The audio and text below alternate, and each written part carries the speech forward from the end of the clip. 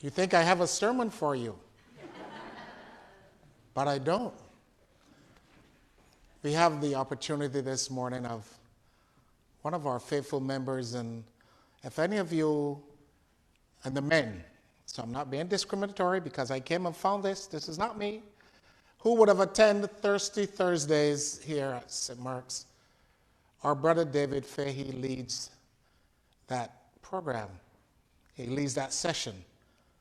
And over the year I've been here, it's been always amazing how inspirational that session goes. I know you would think of men in the church going to a bar, what do we do? But we do fellowship. And fellowship is a combination of so many things. And David would tell you how he has gotten to the part, or where he's gotten to this place, where he'll be our homilist this morning. Earlier I told the church what it was, but then he came and told them also. So the second service, I give him the pleasure of telling you all how he got to where he is. So let's enjoy our brother David Fahey this morning. David?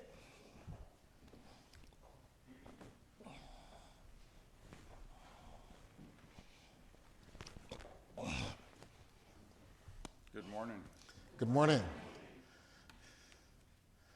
So as Gary said, I guess I should start with an explanation of why I'm here. So I'm taking part in a course called Clinical Pastoral Education, or CPE.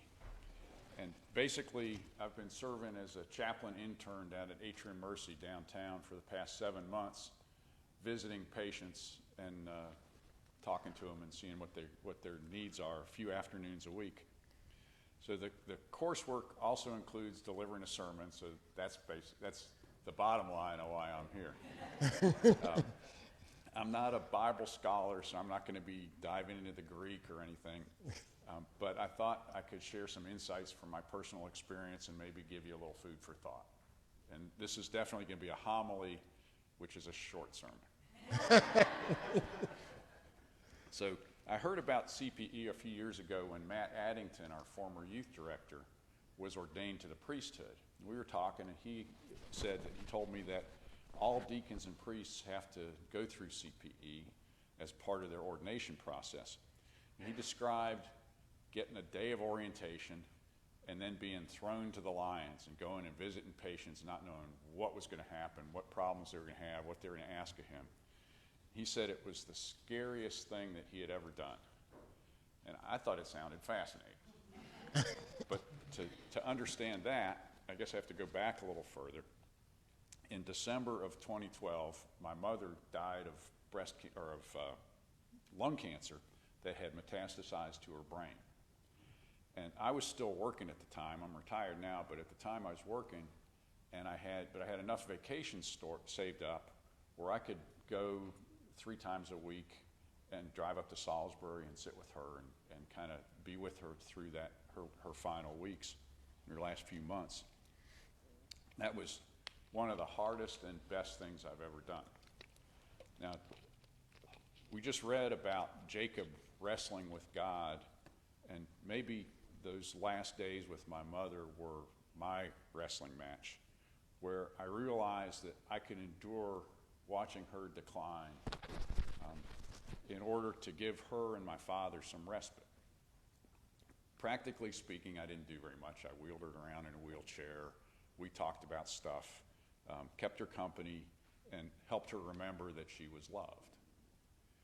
The last week or two, she was unconscious, and really all I did was give my dad a break from death watch. But all this is to say that when Matt described CPE, I thought I could do that. And I looked into it a little bit further back then, but COVID came and everything stopped, so that put the kibosh on that. It wasn't until Father Gary asked me to attend an information session for people who are interested in being deacons that I got connected. I wasn't really interested in being a deacon, but if I were, the first step would have been to do CPE. So I said, well, if the first step for them is to do CPE, can I just do CPE and quit? And, the powers that be kind of thought about it and said, okay. So that's what I'm doing. Now, my disinterest in being a deacon isn't laziness. At least it's just not only laziness.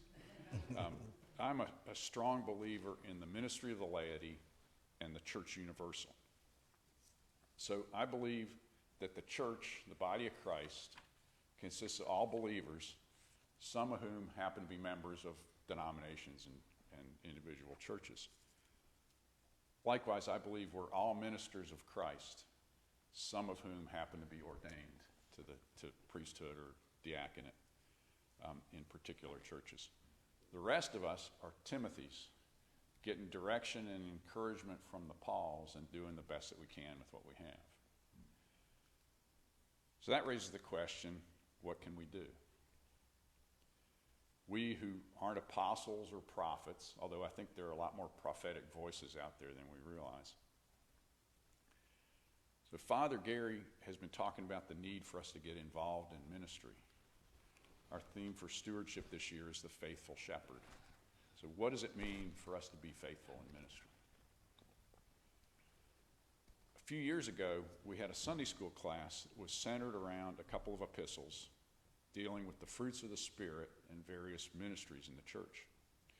I remember something about some will be apostles and some will be teachers and so on. I remember a questionnaire that asked questions like, do people often tell you that you exercise good judgment? Or do people often come to you for spiritual advice? I think I answered no to every question in the questionnaire, so it didn't really help much. But for some reason, I was thinking about this question recently, and I realized that part of the answer was in my high school yearbook. Thank you for making Miss Salibi's class more fun. So it was like a light went on. I found divine endorsement for dad jokes. But in all seriousness, hospital chaplaincy is more than dad jokes. In fact, I don't use many dad jokes at all. But for me, there's an arc from my mother singing sad songs to me when I was 6 and missing the kids from the old neighborhood, to college days with classmates, with friends, sharing the funeral of a classmate who had died way too young. From making a class less onerous to making a waiting room less fearful, to commiserating with somebody who just had their foot amputated. In the prayer book, we've got the catechism, which we've been going through. And one of the questions that we haven't gotten to yet is, what is the ministry of the laity? And the answer that's given here is, the ministry of laypersons is to represent Christ and his church, to bear witness to him wherever they may be, and according to the gifts given them, to carry on Christ's work of reconciliation in the world, and to take their place in the life, worship, and governance of the church. Paul tells Timothy, continue in what you have learned and firmly believe, and carry out your ministry fully. Jesus tells his disciples, be persistent in prayer. I would add, look at the things you're already doing. Look at the strengths you've developed. Look at the things that give you joy. Take those good works that God has already begun in you and look for ways to continue them, as Bishop Curry would say, more and more to the glory of God